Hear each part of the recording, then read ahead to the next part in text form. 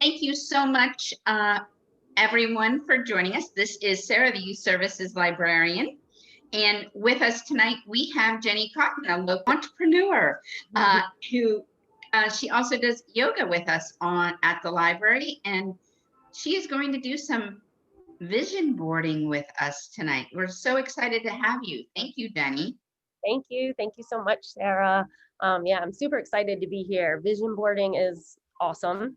And if you don't have any idea what vision boarding is, that's awesome. Great. You're in the right spot.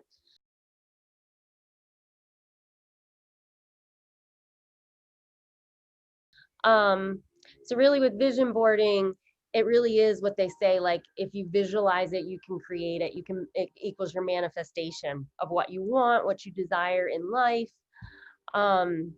It's really all about the law of attraction and attracting, things that you want, or maybe feelings, how you want to feel.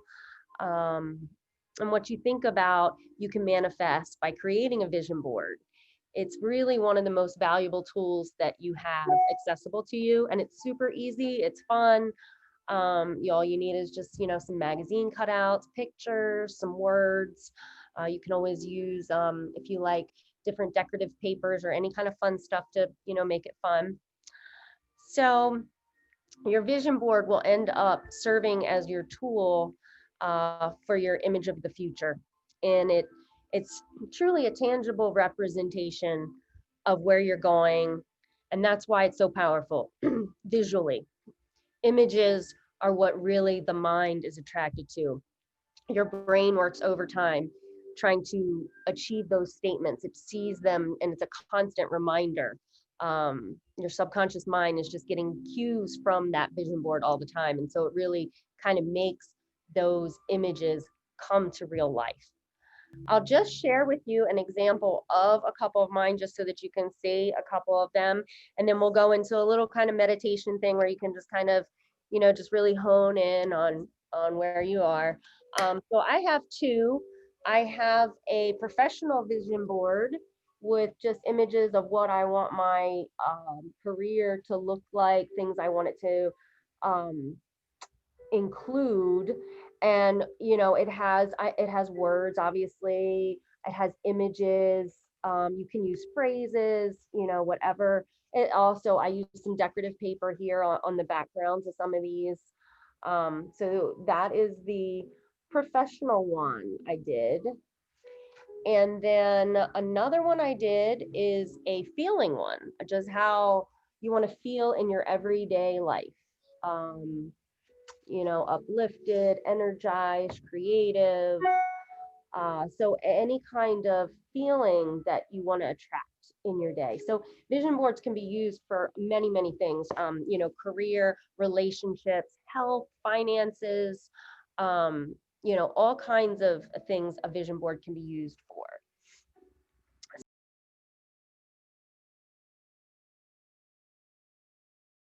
So we'll go ahead and we'll start with a little kind of meditation, and then we'll have some fun looking for some images and do a little thing like that. So just find your way to a nice comfortable seat and just kind of sit comfortably. Allow your feet to be rested on the floor, and just draw your shoulders up, back, and down. And if you wish to close your eyes, you can close the eyes. Just beginning to take a little journey here into that future self. Starting in your present moment, just finding your breath and just allowing that breath to guide you. Notice every inhale as the body welcomes the nourishment. Notice the shoulders stacking over the hips, making contact with your chair. Just allowing any negative thoughts to just be dropping by on each exhalation. Just feel that sense of peace in your body in this moment. Then just begin to visualize in your mind's eye, your future self, maybe in a year, maybe 3 years or 5 years. Imagine this image of yourself, just breathing deeply and consciously, just beginning to see that future self in your body. And what do you look like? What clothes may you be wearing? And what are you doing? Maybe going to college, working a job, working on a new hobby. And really notice how you feel, who you're with, and where you're at. Noticing the surroundings, if there's any sounds or sensations. And again, just really breathe into how you feel.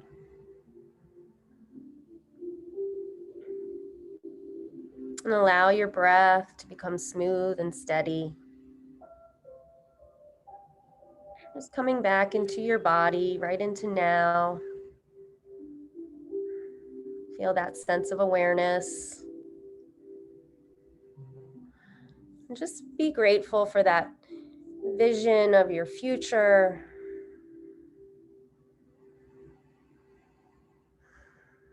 And take one more nice deep breath. And you can gently just begin to open your eyes.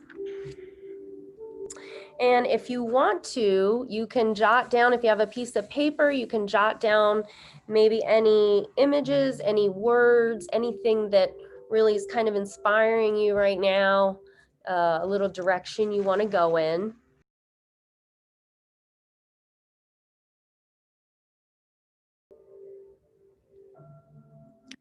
And so when it comes to making a vision board, usually I recommend not spanning out over like 3 years. So maybe you can make a vision board for like a year out. And then, after a year, then you can revisit it. You can always use it like as a reference and kind of keep modifying it as you go.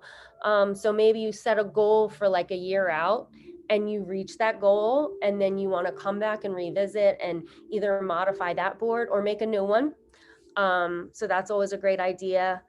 So once you kind of decide on your time frame, then you want to determine what that vision board is to represent. So like Kyla, you were talking about, your college experience, that kind of thing, so you kind of have a good idea of what the direction you want to go, whether, self-development, career, maybe travel. Like I said, there's all kinds of images and actual like directions just to go into.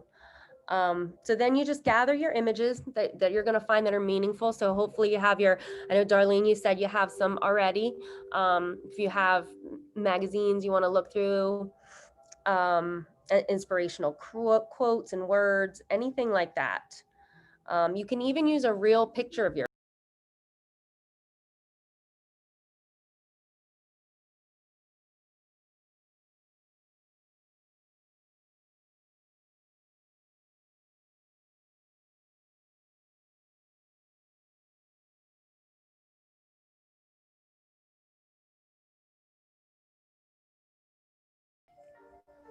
so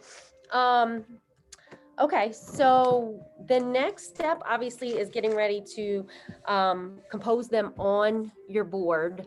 So the main thing that you want to always kind of keep in mind is just to keep it simple.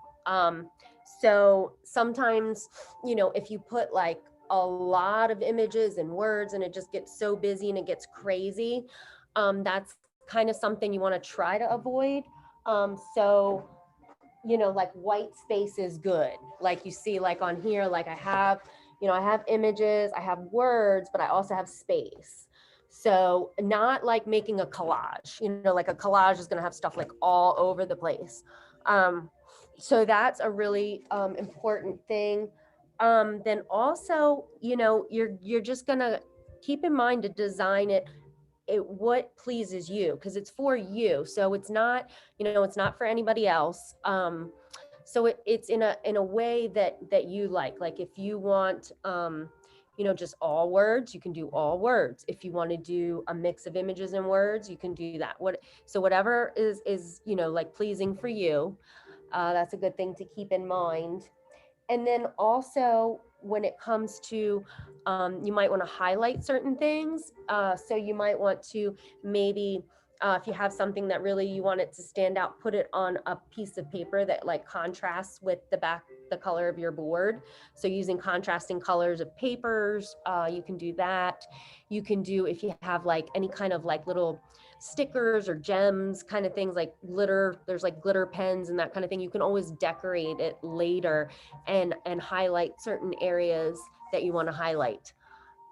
So I would say just kind of get in mind your images. I cut out some images and I don't know where this one's gonna go.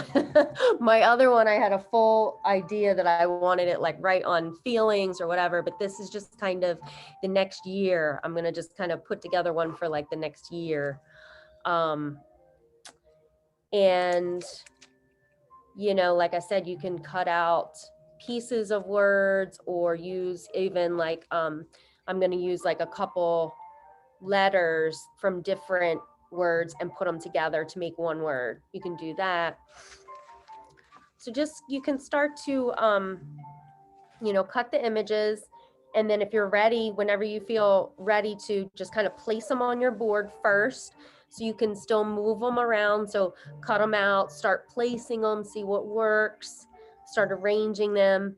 And then once you've kind of got a kind of general idea, then you can start to glue down.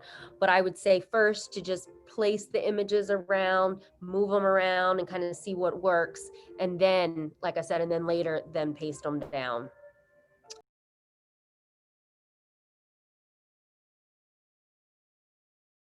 Find another one. Yeah. And I tell you what, the thrift stores, if you ever go to the thrift stores, they're a great place to get magazines for like 25, 50 cents. Yeah. Oh, okay. Yeah. I'm not sure if we used to have a basket of like free magazines in the lobby of the library as well. We're not selling, we typically sell magazines for like 25 cents that have been donated, but we aren't doing that because of the pandemic. But we might have a basket of free ones outside, or you could even maybe like Google Images as well. Or you have a printer, you might be able to, I don't know if they allow, if Flipster allows you to print pages or not, but if you can use your library card to go into Flipster to look at magazines, and then you can print the pictures possibly from the magazine as well. Those are some other options. Yeah.